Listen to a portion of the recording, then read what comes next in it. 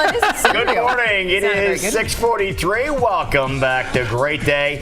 And it's a great day for a lot of folks as they tune in on Tuesday mornings to see this man right here, Ron the Car Guy, joining us here. And we learn something every time we hear you tell us about something. You go, no kidding. So what are we going to learn? Kind of like, remember the KGGO days, the no kidding news? No kidding news? Yeah. Where do you think that no kidding came from? That's yours truly doing the no kidding. Yours truly. How's that go again? No kidding. Yours truly and Paul Fredrocks are the people that came up with that. So awesome. Many, many moons ago today. And I remember it. How about that? That's right. The scariest part of all. It is. All right, so what do we have? You know, we're going to talk about, coming up on June 18th. It's a Tuesday night. A week from tonight. A week from tonight. Absolutely. There you go. You looked at your calendar.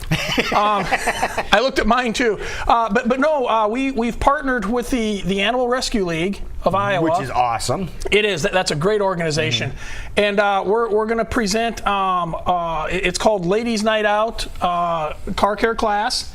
Now, you're not going to dress up like those Bud Light guys, are you? No, and I'm not going to wear the Italian driving suit either. Okay. I was kind of hoping you'd get in it. Well, since it's Ladies' Night Out, maybe a dress this time? Yeah. I'm going to be dressed in drag. All right. But anyway, it runs from 6:30 to 9 p.m. Okay. And the cool thing about this is it's only $25. And all of that money goes to the Animal Rescue League. None of the money is used to I don't get paid or none of the money is used to put the program on. It's all donated to the Animal Rescue League. That's your way of giving back to the Rescue League. Absolutely. That is so cool of you. And this is the same or a spin-off on for almost 5 years now. Twice a year, I've done a continuing ed class for the West Des Moines schools, and it's based on this. And the name, guys are welcome to attend too. They pick up a lot of stuff in this, but we talk about a lot of different topics, and it's not a sales push or anything by any mean. It's just information about what's going on in the auto repair world, because both men and women alike are confused whether they want to admit it or not, and they just have a lot of questions about different things, and we'll have some. We'll have some snacks there, wine, beverages, and everybody will have a free gift, and it's just well received. We allow a lot of time for questions and answers to ask specific things, but some of the things we cover is like on tires, and we've talked about it on this show before, the born on date, the freshness of your tires. We talk about that. Yeah, because they do dry rot. Absolutely, absolutely. And they have a shelf life, whether they've been installed on a vehicle or not. And you want to make sure that you're getting value for your money.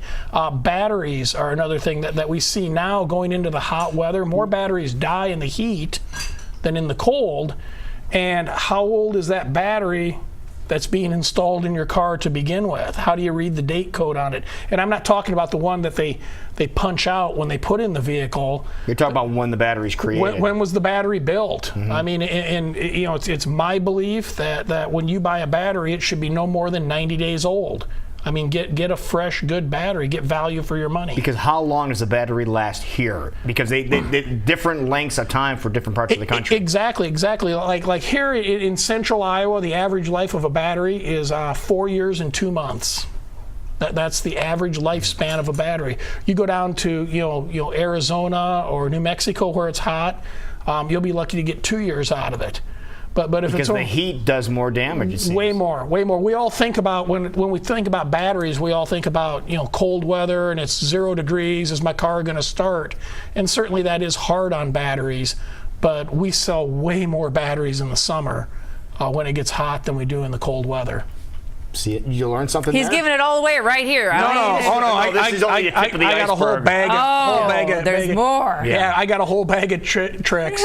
but we also we cover questions to ask when you're looking to choose a repair shop. One of the popular topics that we cover, and we get a lot of feedback on it, is what happens when the part that was installed on your car doesn't fix it. what do you do? Good question. You know, and questions you should ask. You know, when your car needs repairs, you should ask about the person working on your car. Just a lot of information, you know, type stuff that people can utilize when they go to get their car fixed. You know, to receive, you know, not only a good job but good value. Now today, Mark has been telling people that temperatures are going to climb near 90 degrees, and so you know what one of the number one complaints is probably going to be at your place is air conditioning. Exactly, but they'll say, hey, wait a minute, I saw the commercials on TV. I could just go to the store and get a can of this stuff, and they said anybody can do it, and I could just screw it on my car and push the button, and I could have air conditioning again. It's that simple. Exactly, and it is that simple until like the following week or the week after, and then that vehicle comes in, and there was a problem created. You know, something. It used to be, and you'll remember this, Lou, it used to be that the air conditioning systems, they hold a certain quantity of oil that circulates through and keeps everything lubricated. And they had like a little reservoir, a little sump on the compressor, like your engine has an oil pan to store that oil. And that's gone. We don't use that anymore. And what they rely on is the oil being suspended in the refrigerant, or Freon as it's sometimes called, and that just kind of floats around in the system and lubricates stuff. So when your refrigerant leaks out, which is what you're replacing with that charge can that you can buy, some of the oil leaks out as well. And a lot of these systems will only have 3 or 4 ounces of oil.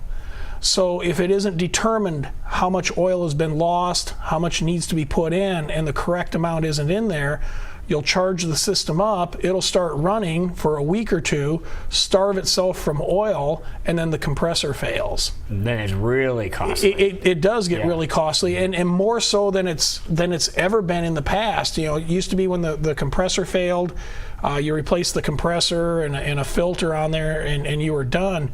And now we're seeing the compressors fail, and they're pushing debris into other components, the condenser up by the radiator, and we can't flush them, we can't clean them out. You gotta replace them. Exactly. So the cost has escalated. Okay, so you'll learn all about this. You'll learn all about that stuff. I've got a really cool PowerPoint that I've designed. I mean, I've been doing this for, like I said, almost 5 years. There's handouts and stuff, and most importantly, it benefits the Animal Rescue League. $25. $25. It all goes to the Animal Rescue League. You can call the Animal Rescue League to register because space is limited. We're having it at the Animal Rescue League. They've got a beautiful auditorium out there. It's like a hidden gem. And you can call the Animal Rescue League to register, or you can call me at Westside Auto Pros, and I'll get it taken care of for you as well. That is so cool you're doing that. Well, thank you. Tell everybody where you are located in case they want to stop by and get their refrigerant corrected. There you go, especially tomorrow. Yes, the right way. And we'll reserve time for those emergencies. Okay. We're in Clive. We're just off of Swanson Boulevard. The easiest way is to go to our website, westsideautopros.com, and there's a Find Us tab. It'll map you right over. You're a stand-up guy, and if you were a dog at the Rescue League, I'd adopt you. Okay. Oh, you'd be a cute little puppy. Yeah, Thank you, Ronald. I might get neutered first. I don't know. Thank you, buddy. It is 6:51. We'll be right back.